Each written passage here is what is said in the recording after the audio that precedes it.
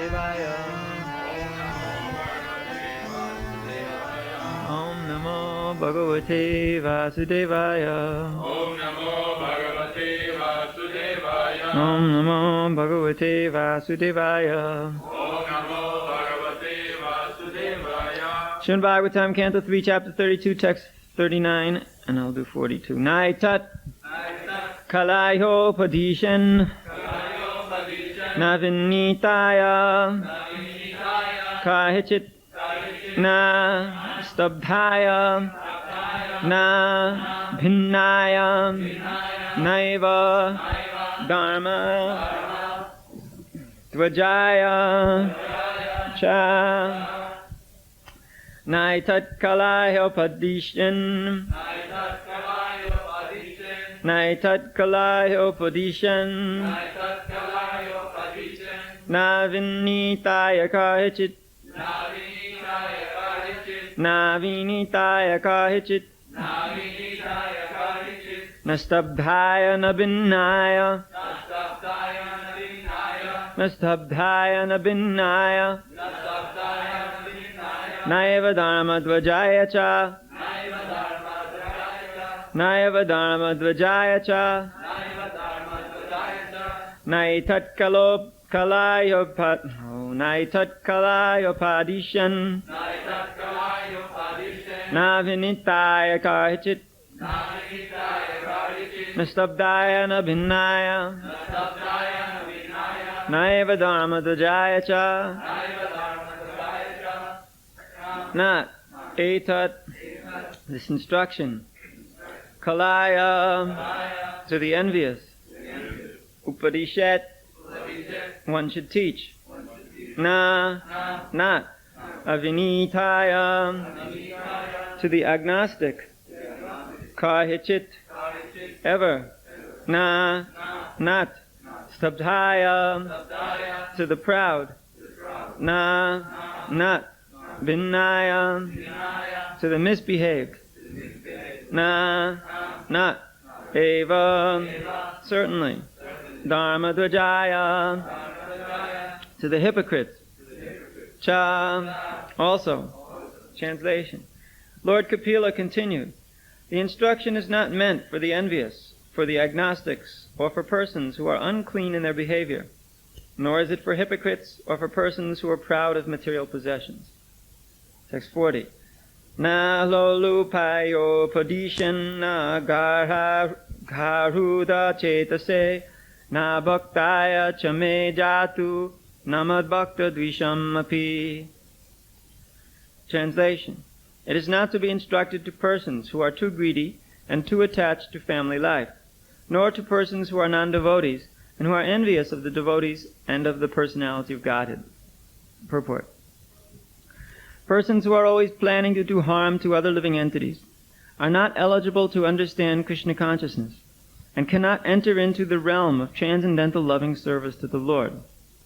Also, there are so-called disciples who become submissive to a spiritual master most artificially, with an ulterior motive. They also cannot understand what Krishna consciousness or devotional service is.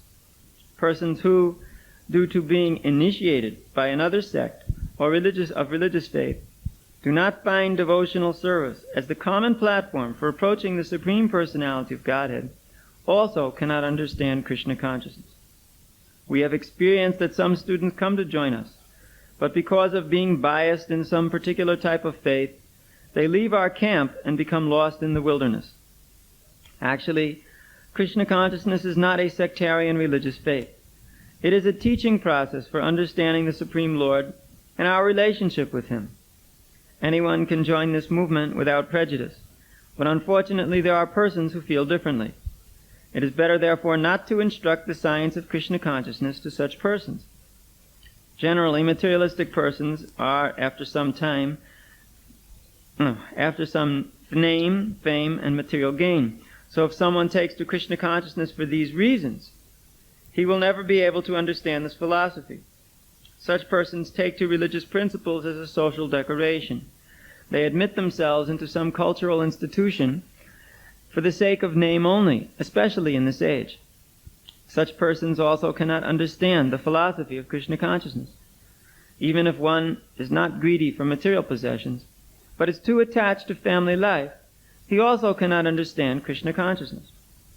Superficially, such persons are not very greedy for material possessions, but they are too attached to wife, children, and family improvement.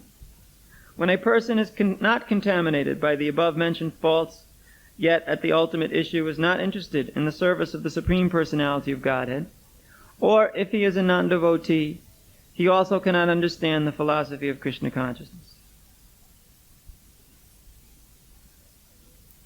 Naitat kalayopadishan navinitaya kahichit nastabdaya nabhinaya naiva dharma dujaya cha na lolupaya payopadishan na garudha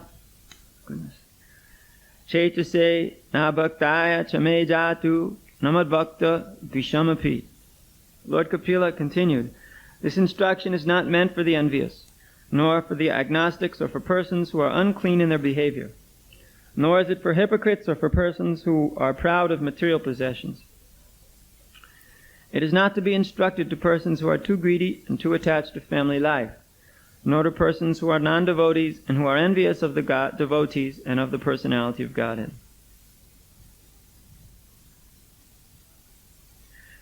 Well then, who should we give the class to?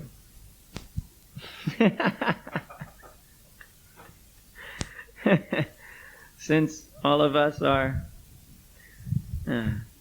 coming from that platform which is discussed here, one would wonder, who would one teach? But that's not the point. Those who are devotees and who are respectful to the spiritual master and serving very properly Krishna consciousness, they may be instructed, even if there are some tinges of these qualities. Actually, devotees are very purified. So, because devotees are purified, they do not display very many bad qualities. In fact, very few. But because the atmosphere is demanding such purity, if there's some small defect, it becomes greatly amplified. So although we may think of ourselves or others, in fact, as having perhaps some of these defects, that's not the main consideration. The main consideration is that one is trying to become Krishna conscious, and to that end he desires to serve spiritual master and Krishna. And therefore, if there is some defect, we do not criticize. Just like if somebody is taking a shower, you do not criticize him in the beginning of the shower for being dirty. He's just stepped in the shower, he turns the water on, he starts to scrub, you can't say, oh, you're dirty. You understand, he's in the process of taking a bath, so whether he's dirty or not, you don't consider. Because by taking a bath, cleanliness comes. So, but Prabhupada does mention here in this purport, and there's no doubt about it, that sometimes devotees come to Krishna consciousness, and they may be biased. They may have a bias. This is a very interesting point which has not been discussed enough, that people come to Krishna consciousness with a bias. That means they're already having a certain vision of things, and they see even Krishna consciousness according to that vision. In other words, they have their own value system, which they bring into the Krishna consciousness movement. And they see things in Krishna consciousness according to that value system, which acts as a bias, which filters all their perceptions. And thus, when they see anything, even if it's a very pure thing, they see it in terms of their own values, their own understandings. And therefore they twist everything out of its original shape, and it becomes now situated within something they can understand due to their own value structure. So this is a dangerous thing. Prabhupada says that he has experienced that sometimes people come, and that because they're biased in a particular kind of a faith. Now that's an interesting way to say it. That also means sometimes people come with a Christian bias, that Krishna consciousness should have Christian values.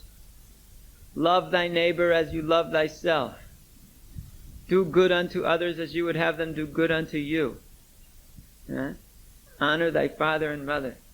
What are those 10 commandments and other things like that? I can't even remember them. Then sometimes they come with a Jewish bias, with all that, what that means. Sometimes they come with a Muslim bias, with all what that means. There are all these different biases. You come with some preconceived notion. And then sometimes, especially nowadays, they go to the Mayavadis and the Buddhists before they become Krishna conscious. And at the Mayavadis and Buddhist place, they learn all kinds of nonsense things. Like you should not express or display anything, you should just merge, or it's nothing, or it's, peace and love, or whatever. So when they come to Krishna consciousness, they think it should be like that too. They bring that bias. And because they've brought their value system with them, and we could also go on further, talking about, for instance, the political bias. Some people come biased with the bias that democracy is the solution to management problems. Others come with the bias that monarchy is the solution to management problems. Others come with the bias that dictatorship is the solution to management problems. Others come with the oligarchy contamination. Then there are those who've got the economic bias, that capitalism is the solution to all problems. Communism is the solution to all problems. Socialism is the solution to all problems. So they've got these values. They bring these values to Krishna consciousness. And then they project them upon the Krishna consciousness movement. And because they have these values, because they think like that, then when they see something different than what is their value, they think this is Maya. Instead of understanding, well, it's just a different value, they think it's Maya. It is not Krishna consciousness. Because in their own minds, they have turned Krishna consciousness into some material thing. They have turned it into something which is their own value structure. Sometimes people come to Krishna consciousness thinking that to have a big, big name, to have a lot of money, big position, big opulent circumstances, this is the perfection of Krishna consciousness. And thus, with that bias which they brought with them, they work and act to do things to glorify themselves in that way, thinking that this is Krishna consciousness, because they've accepted their values as being Krishna conscious, because they think themselves completely Krishna conscious. And in this way, everything's destroyed. It's like Prabhupada said. But because of being biased, they leave our camp. In a particular faith, they leave our camp and get lost in the wilderness. And we find that this is the major cause of disturbance. That people have these artificial value structures. And they turn that into Krishna consciousness. And they expect that this will be the rule for everybody. And if they see others who don't care about the same things they care about, who have different value structure, they become very agitated. So this is a big problem. Therefore, one should understand that devotional service is a common principle for all actors within the Krishna consciousness movement, despite their value structure. Despite whatever is your value structure, Krishna consciousness, devotional service is the best thing for you. If you're a communist, Krishna consciousness is the best thing. If you're a capitalist, it's the best thing. Because Krishna consciousness doesn't depend on how you make your money. Just as long as the devotional service goes on. If you are a Christian, a Hindu, a Muslim, or a Jew, it doesn't matter. Because none of these things have any value in Krishna consciousness. We just serve God directly, without sectarian consideration. We don't care how it is that service is going on. What you call Krishna If it's bona fide name, that's all right by us. We do not worry about these things. So, one should understand that devotional service is for everybody. But because people have these biases, they can't tolerate. They can't tolerate other person's differences. And therefore, all kinds of troubles come in their own minds, and in the minds, they create troubles for the minds of others. But almost everybody's ignorant of this very simple and obvious point. Because nobody likes to see past his own bias. Nobody likes to admit that everything he's doing, everything he's seeing, everything he's saying comes through the filter of his own value structure, if it's not exactly what's in the Shastra. And even then, he will only take things out of the Vedic literatures which agree with his value structure, and that which does not agree doesn't exist.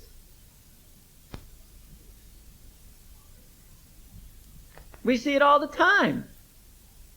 The Pierce person may give a class, and he may just filter out various points, and out will come something completely different. And this way they create a new type of philosophy by just simply making special commentaries and throwing in some verses here and there. But this is what the Mayavadis do too. Therefore, one must be very careful to maintain the point of Krishna consciousness. Always. And the point of Krishna consciousness is that we are devotees engaged in serving Krishna. And it doesn't matter within what system. If you like the communist system, then you can organize your temple in a communistic way. And if you love the democratic system and you think that you can't live without it, then you can do that. Of course, you're going to have some troubles. If you do things according to those systems, you're going to get troubles. Why? Because you're not going to get any solutions that way. You're just going to come to the same problems that are there in the material world. Therefore, Krishna has given the varnashram system, which transcends all these things, and gives you new values. The new values of the varnashram values. Of course, they also may, shall we say, stretch according to the culture, time, the place, the circumstances, of course. But the basic structural values of the society are already given. You don't have to speculate. You can't bring your value structure into the varnashram. That's why nobody likes varnashram. Even in our Krishna consciousness movement, because our men are also totally biased due to previous understandings. They don't like varnashram. Especially in those places with the so-called democratic ideal and everybody so-called equal. They hate the idea of varnashram. Why? Because they have to accept a new value system. And they don't like that. But therefore, there's chaos.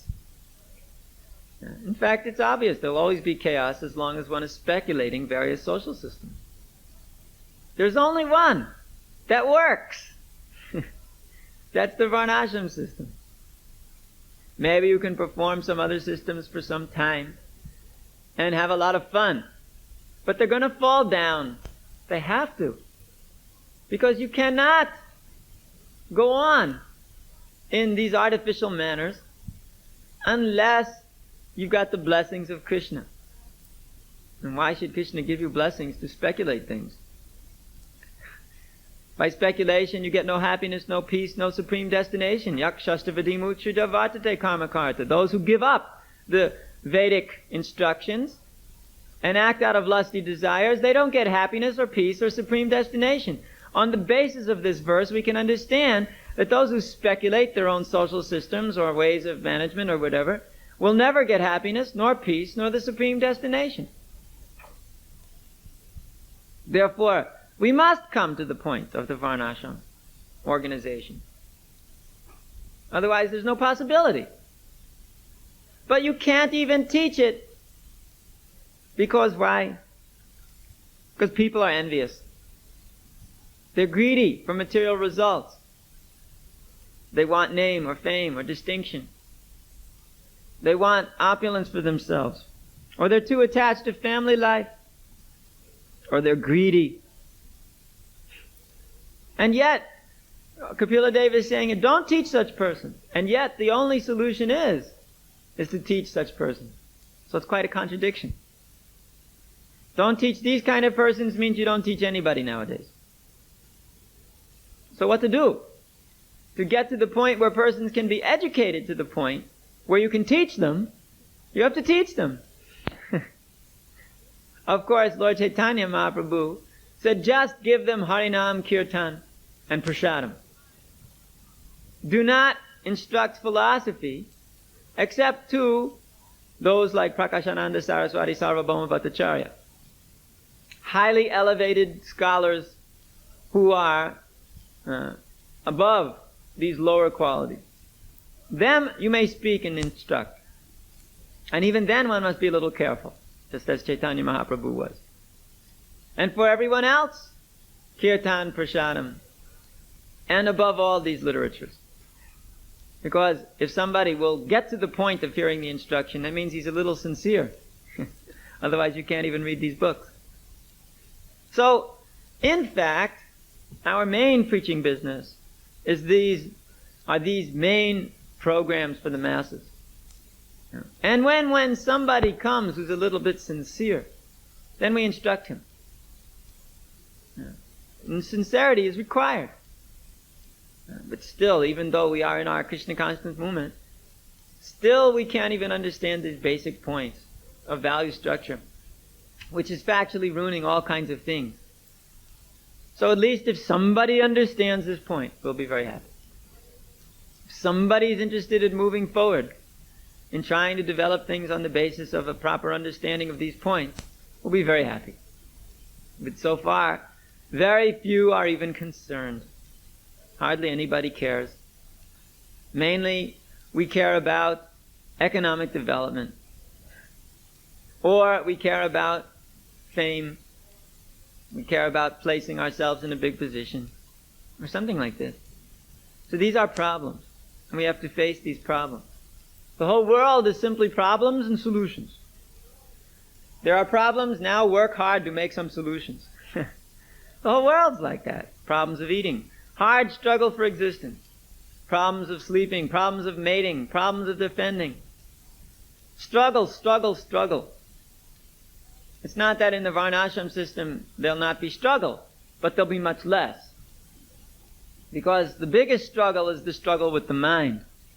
And if the mind is situated properly, in the right mood, and it's freed from intense attachments and greed and other things, and if one can actually just serve according to his duty, whatever it may be, without attachment, then everything will go much easier.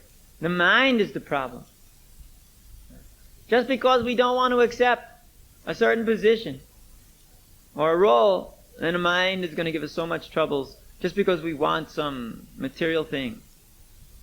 So, purification is required. Purification of the heart. Again, I've asked Srila Prabhupada why, how to start the Varnashram. And he said, just get them to chant Hare Krishna. If you just get people to chant Hare Krishna, then gradually they'll become purified and want to serve Krishna, and then you give them an engagement according to their qualities, and you organize them in that way. But if you can't even organize those who chant 16 rounds a day, how are you going to organize those who chant 2 rounds a day?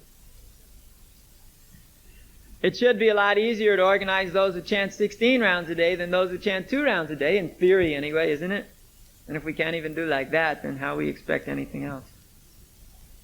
So, this material world is tough stuff. Things are not very nice in Kali Yuga. We're battling uphill, pushing a big rock up the hill. Of course, this hill has an end. It's not like that proverbial rock, that man who's just pushing up rocks uphill and that's all there is. There's only an infinite hill, and he has to just keep pushing the rock up the infinite hill. This is the archetypical expression of frustration with material activity. You just simply push a rock up the hill. But we don't have like that. We push the rock up the hill, but the hill has an end. And once one peaks, if he gets things together by that great struggle, then they become very easy to act. Of course, you always require a good, strong king. That when some rascal starts to make all kinds of political uprising and trouble, destroying the social order, and if it is against the Shastra, the king shall come and put it down. Of course, there'll always be elements of the society, because we have this idea of free speech, freedom of speech, freedom of activity like this. So we don't accept this. We think anybody can say whatever they like, anybody can do whatever they like. Therefore, if somebody does something to destroy the society or social organization, that's okay, let him do it. Because he's got freedom of speech and freedom like this. But this is not the Varnashram principle. If somebody's doing something to destroy the very basis of Varnashram, he is severely dealt with by the king. In fact, he can even be put to death. Oh, how horrible. Therefore, we reject Varnashram completely. Completely reject it. Why? Because you cannot have this. This is not right. Why it's not right? Because I learned something different when I was a very young boy. I was indoctrinated and brainwashed. Therefore, it must be so as it was when I learned it. My value structure is disturbed. But in fact, it's common sense. If you've got that which was given by Krishna, and somebody comes to just destroy it, isn't that demon? Oh, no. It's just he's just an intellectual.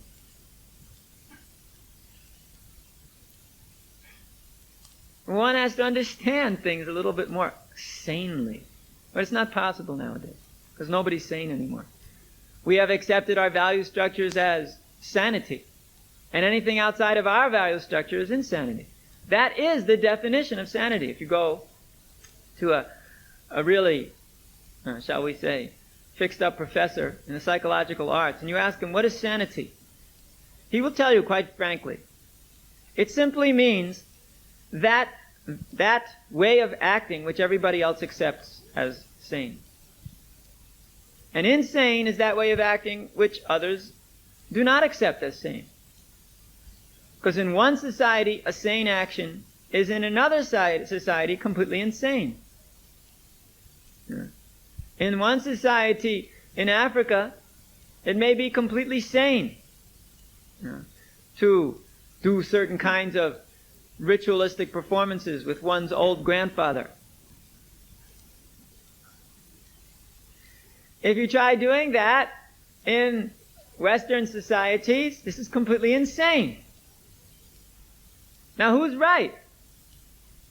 Well, when you go to Sweden, they're right. And if you are an African coming and want to do whatever you want to do with your old grandfather, they put you in a nut house or in jail. And if you are in those societies and you come and you start making propaganda like that, they put you in a pot. So who's right? Well, nowadays, who's right is the person who's got the best military power, and economic power, and the best propaganda machine. He's right. But in fact, who's right?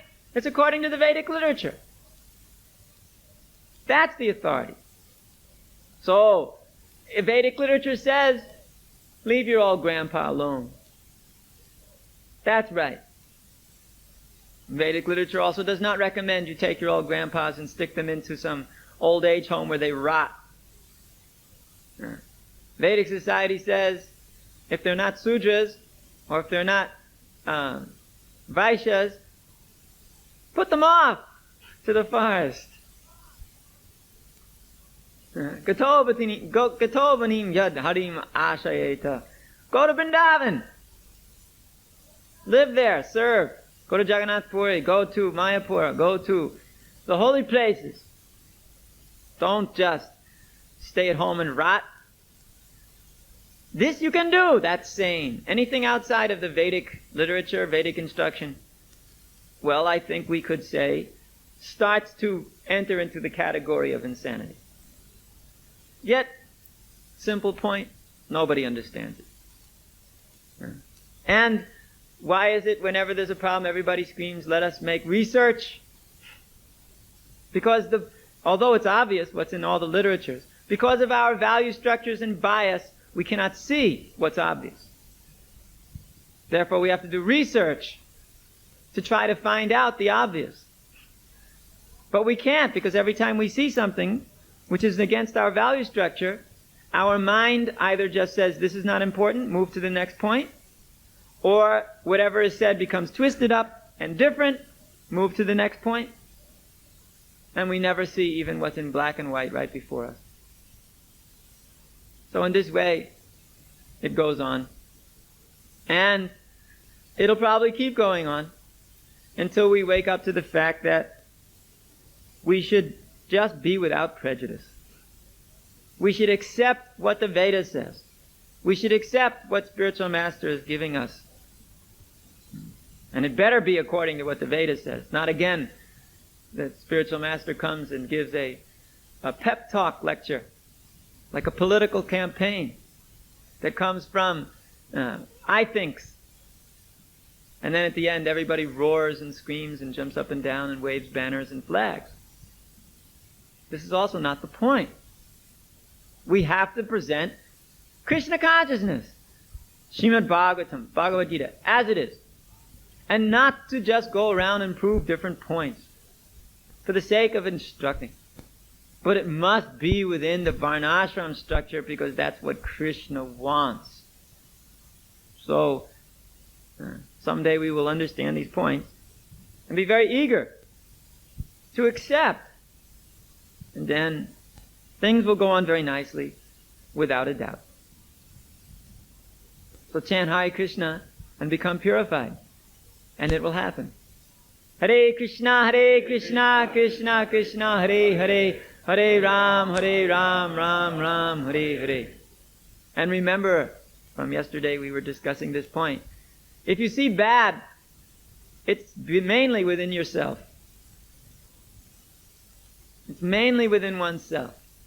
Actually, the definition of bad would be anything that's against Krishna's instruction.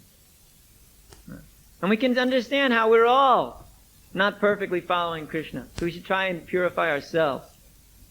Purify ourselves first. Then automatically everything will fall into place. There's no doubt. Hare Krishna.